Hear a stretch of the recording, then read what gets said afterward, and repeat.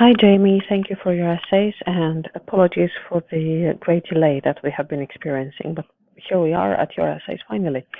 So the first one, local governments are pushing companies to move from large cities to regional locations, benefits and drawbacks.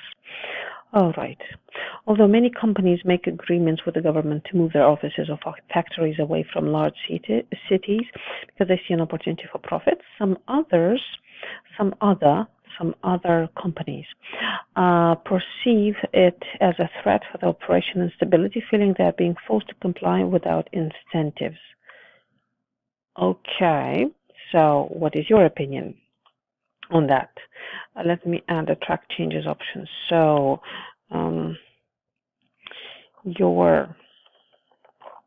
how about your position? Nothing in this sentence, and this is one large sentence for the introduction, signals that this is your position. Perhaps you could say that I completely agree with the former or with the latter opinion for two main reasons, and namely this and that, which will be discussed further in the essay. Okay, so your position in the form of a thesis statement, and what is a thesis statement? That's the main idea of the essay. Concentrated in one essential sentence placed at the end of the introduction that is missing. This is a good sentence for an introduction, but you do need the thesis statement with your position. One of the most important benefits, before I go on, I am not sure what you're going to be discussing, okay? So I know that you have to discuss benefits and drawbacks, but let's imagine I will read this essay and not go back to the task. So you really have to give reasons and outline clearly how your essay is going to be structured and whether you see more benefits than drawbacks, perhaps. One of the most important benefits for a company to relocate to a smaller town is having the option to operate with a low budget, thus being able to meet its financial goals more easily. Nice idea, but something's off with the grammar. One of the most important benefits is having the option. Okay, thus being able to meet. Thus, perhaps this needs a bit more precision in terms of finality. Thus, it will result in the ability of meeting its financial goals more easily. So I would rephrase this somehow slightly to show that what important outcome you are going to achieve here.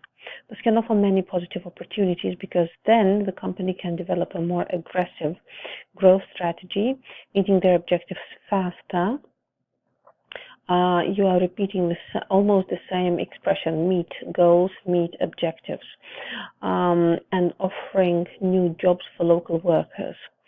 Okay, very nice. Furthermore, some relocated companies even designate a budget to train new local employees for them to be able to comply with their standards. Okay. And you also like the expression to be able to. And you like the word comply. I can see it here and be able. Okay. You might think that, well, that's okay. That's just twice in a paragraph and twice in 3 paragraphs. But this is somehow very conspicuous. Try to use synonymous expressions. This will showcase the range of your vocabulary much better. You do have a great vocabulary, I can see. Your paragraph is rather coherent. It's not super coherent, it's not a band 9 coherence, but it's still very good. Okay, I would finish with a thus sentence. What happens in the end? You say, furthermore, yes, this is a great additional detail to the whole situation. So what would you conclude on the benefits? Which one is the most important? Nonetheless, moving a company's operation outside a large city would have various critical drawbacks. Very nice vocabulary again. Many current employees wouldn't agree to relocate or travel a significantly longer distance to go to work, pushing the company to offer a bonus or extra pay to convince them. To convince them what? To commute that long, perhaps. Okay. Recently, an automotive corporation that had their facilities just outside Monterey metropolitan area planned on relocating to a very small town in another state. But they had to cancel their plans because of the shortage of qualified candidates they found in the area. Okay, I think you are explaining two different things. Look at this. This part of the essay, of the paragraph, says that if you relocate to a farther, smaller location, you would inevitably have to spend extra money on bonuses for commuting, right? But then you say that the automotive corporation in Monterey had to give up their plans because they didn't find qualified candidates. Like what? You were discussing commuting and bonuses for transit here, and then you're discussing shortage of qualified candidates there. This looks more like a counter argument which mirrors this argument. Correct me if I'm wrong. So you cannot do this. If you intend to give two major drawbacks, then you have to announce that. For example, the first disadvantage would be blah blah blah blah blah this. Secondly, even if they move to a new location, there's a danger that they wouldn't find enough people with sufficient expertise there, which you illustrate with this example, right? So first, second, supporting idea to the drawbacks part, okay? I hope it makes sense, but if you do it the way you do it here, it is incoherent, it does lack cohesive devices, and the structure of the paragraph itself is so confusing that I have to start and go back to the previous paragraphs and read and try and figure out what your main idea was. I hope you do understand. Ultimately, I believe that the government should offer interesting alternatives for companies to move outside of big urban areas and not simply push them to do so. Beautiful.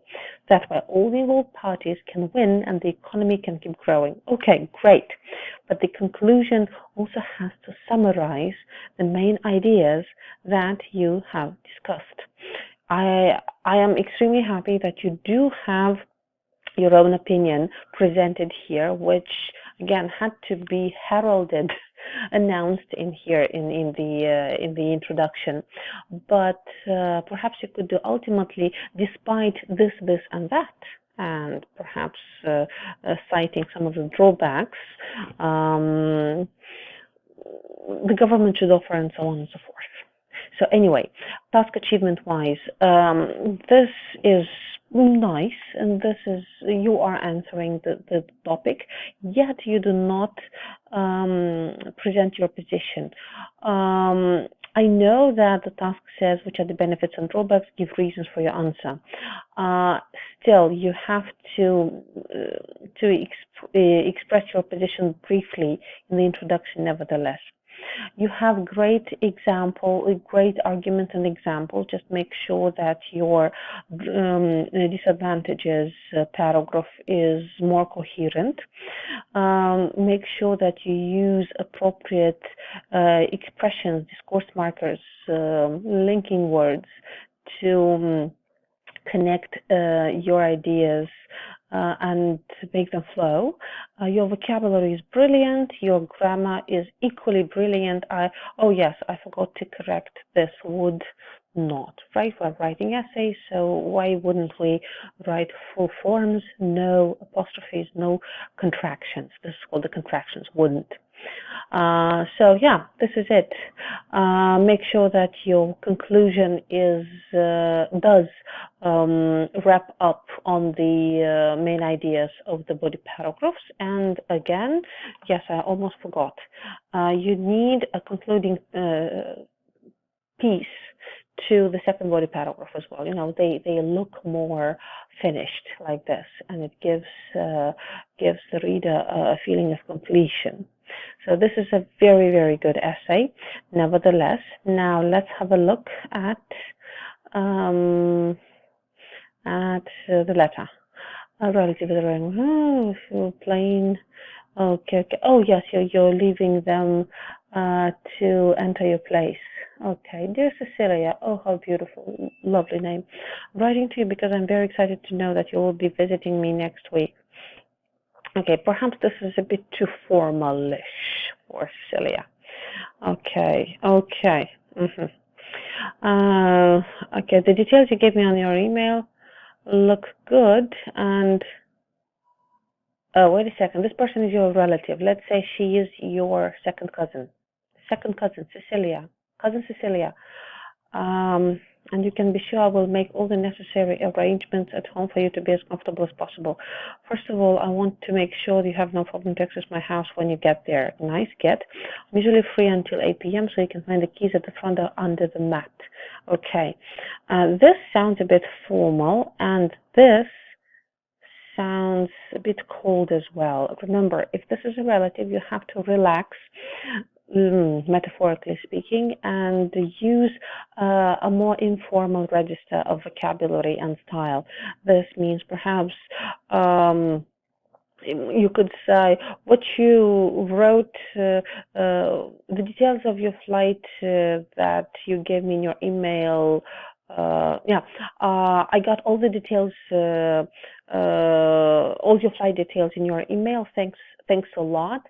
So I'll make sure that everything is in place at home for you to be as comfortable as possible. Something like this. Something along the lines of, well, cousin Cecilia is coming to see me. Okay. When you arrive to Monterey, take a taxi from the airport and head to the city downtown. Okay. Once there, go straight to Main Street and turn right. You will see my house right away because it is the only one with the big tree at the front. Okay, very nice. Okay. I suggest we order a pizza. I would say, how about opening this paragraph? Let's say, as for food, I suggest we order a pizza for dinner, and we can try one of those. And I also think it would be a great idea to try one of those bottles of wine I got for my birthday. They look very tasty.